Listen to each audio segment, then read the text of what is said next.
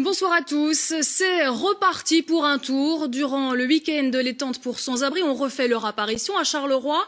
En cause, encore et toujours, la fermeture de l'abri de nuit de crise qui n'est accessible que lorsque les températures descendent en dessous de 0 degré.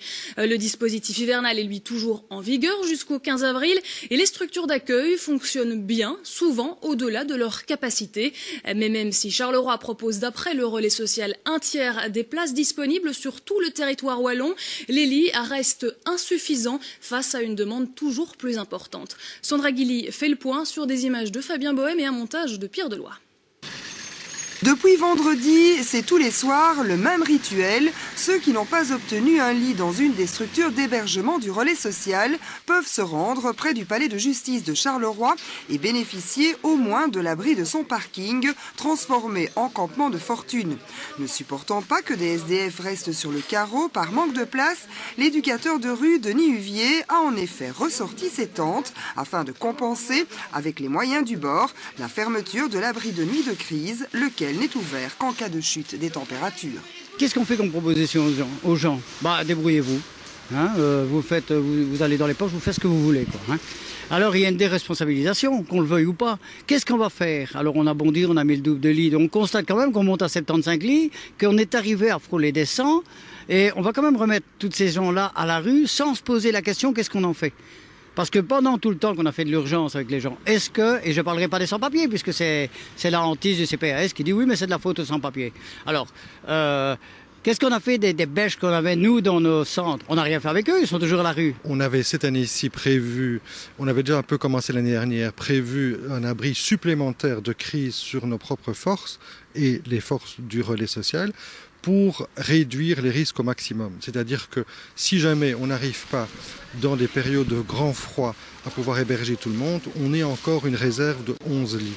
Et donc c'est cet abri de nuit de crise-là qui est fermé à partir du moment où les températures sont plus douces et où effectivement on n'a plus de risque majeur. Entre le 1er novembre 2010 et le 28 février dernier, le dispositif hivernal a pourtant permis un hébergement de plus de 8500 nuitées. En moyenne, ce sont 71 personnes qui ont été accueillies chaque soir au sein des abris de nuit. Mais force est de constater que tous les besoins ne sont pas comblés. D'année en année, la situation ne fait qu'empirer. Il semble qu'effectivement il y ait une augmentation sensible.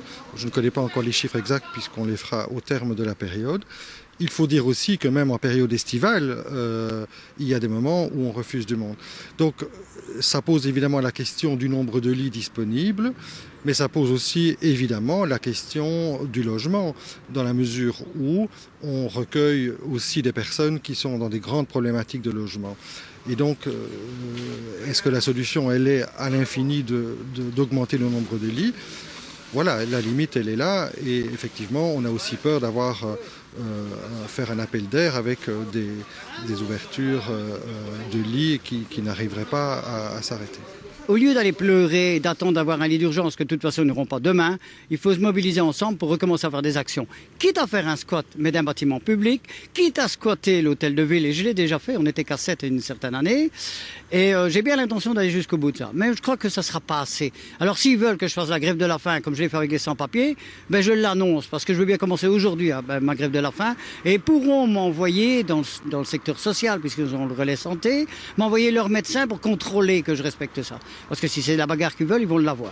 Denis Huvier n'est donc pas prêt à ranger ses tentes. Il continuera à les mettre chaque soir à disposition des laissés pour compte, avec l'accord de la ville, propriétaire du parking, et du palais de justice qui l'utilise. Une nouvelle forme de nomadisme qui devrait inciter les pouvoirs publics à s'attaquer plus efficacement au véritable nœud du problème, à savoir le relogement des personnes sans abri. La question qu'il pose est celle évidemment du logement et je pense que l'ensemble des travailleurs sociaux, des acteurs, le CPS lui-même, on est à la pointe autour de cette question-là. Évidemment, ça ne dépend pas uniquement de nous, on n'a pas de baguette magique, mais le vrai problème, il est là. Et là, il a raison, il pose les bonnes questions. Moi, je vais rassembler tous ces gens. Et tant pis de ce qui se passera. Donc je prends la responsabilité, oui.